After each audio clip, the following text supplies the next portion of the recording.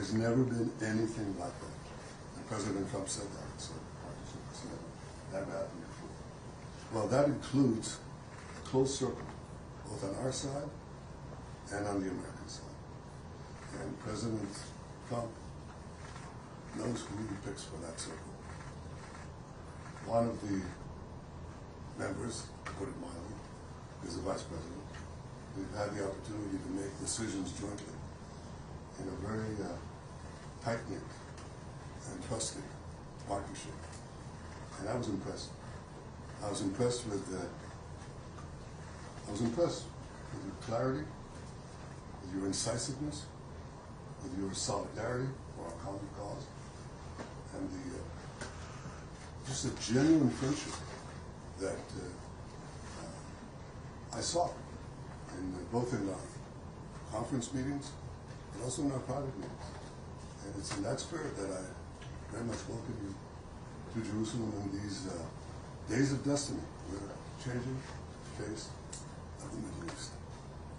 And I have to say, I was going to say, bring your family next year in Jerusalem, but welcome this year in Jerusalem, our great friend, JD Vance. Thank you. Thank you, Mr. Prime Minister, and thanks to your entire team for your hospitality and for having us. As the Prime Minister said, these are days of destiny, and we're very excited to sit down and work together on the Gaza peace plan. We have a very, very tough task ahead of us, which is to disarm Hamas, but rebuild Gaza to make life better for the people in Gaza, but also to ensure that Hamas is no longer a threat to our friends in Israel. That's not easy. I think the Prime Minister knows that as well as anybody, but it's something that we're committed to in the Trump administration. And I think we've, even in the past 24 hours, had a lot of good conversations with our friends in the Israeli government, but also, frankly, with our friends in the Arab world who are stepping up and volunteering to play a very positive role in this. So we're going to keep working at it. I didn't know what to expect, honestly. I know the President was here a week ago to welcome the hostages home and actually sign the deal a week into it. There's a lot of work to do.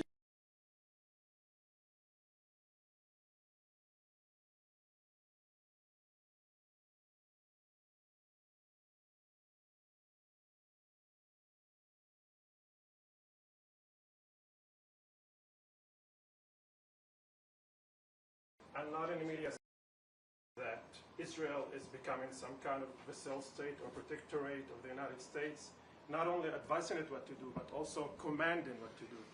Why do you both comment on that? And also another comment on, will you allow Prime Minister Turkish security personnel to get inside Gaza? Well, I want to put it very clearly. 1 week they say that Israel controls the United States. A week later, they say the United States controls Israel. This is hogwash. We have a partnership, an alliance of partners who share common values, common goals. We can have discussions, we can have disagreements here and there, but on the whole, I have to say that in the past year, we've had agreement, not only on goals, but how to reach them. And I think we're pursuing them successfully. We've been able to do two things: put the knife at Hamas's throat.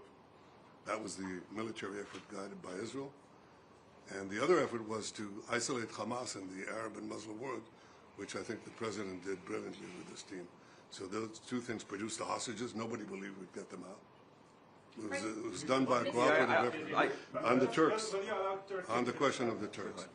I think, let me quote the Vice President from yesterday. He said that I have very strong opinions on that. And he also said, we have to do it with, Israel will be obviously decide together on who does that. So I have very strong opinions about that. You want to guess what they are? Yeah, you know them. Okay. I want to, guys, for a second. I want to address that. So, look, we don't want in Israel. We don't want a vassal state, and that's not what Israel is. We don't want a client state, and that's not what Israel is. We want a partnership. We want an ally here.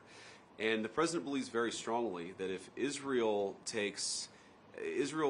honestly, with our Gulf Arab allies, can play a very positive leadership role in this region, to where, frankly, the United States can care less about the Middle East because our allies in the region are stepping up and taking control and taking ownership of their area of the world. Now, that doesn't mean we don't have interests here. That doesn't mean we don't care about what happens here.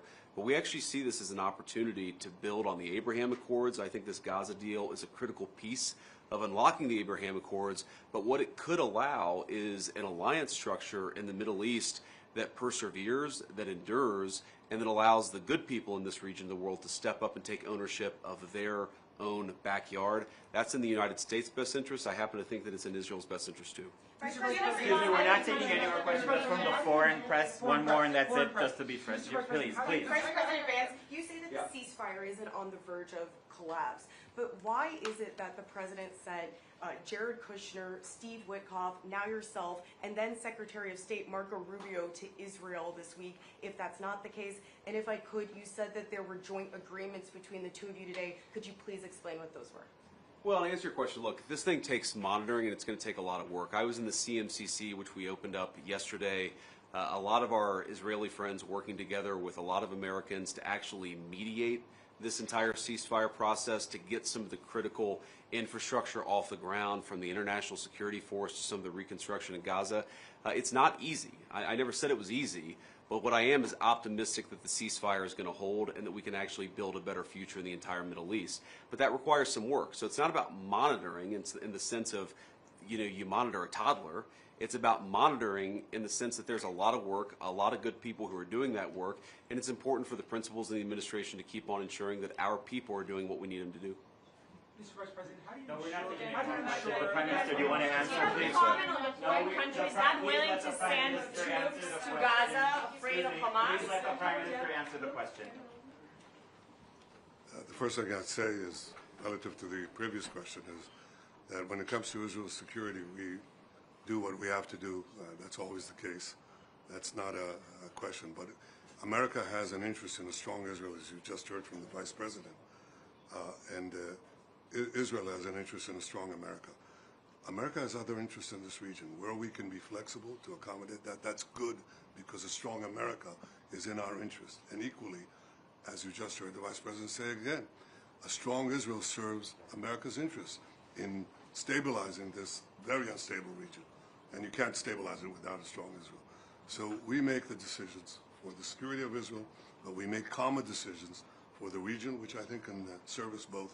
And that's what we discussed today. We discussed this idea of the day after. Remember, everybody said you don't have a day after, you don't have a day after. We're just creating an unbelievable day after with a completely new vision of how to have the civil government, how to have the security there, who could provide that security there, again, with Israel taking care of overall security always. And we discussed that, and I think we have some very, very good ideas how to proceed. It's not going to be easy, but I think it's possible. Yeah, I mean, we're really creating a peace plan and an infrastructure here where nothing existed even a week and a day ago. That's going to require a lot of work. It requires a lot of ingenuity. But again, I just, having seen what's already been built in just the past 7 days, I think that we're on an incredible pathway here to do something that has never been done. And I think you've heard Steve Witkoff say this, you've heard the President, I believe, say this, that if we do this the right way, it could create a model, I think, that could lead to other peace agreements all over the world, because it shows what's possible when you're willing to think outside the box and actually put some elbow grease to get it done. Okay, thank you very much. Thank you. We're done. Thank you very much. Thank you. We're going to sit down. Thank you, guys. Thank you. Thank you. Thank you very much. How do you ensure that Hamas? Thank you. Thank you very much. Thank you very much. Yeah, thank you. Thank you, press.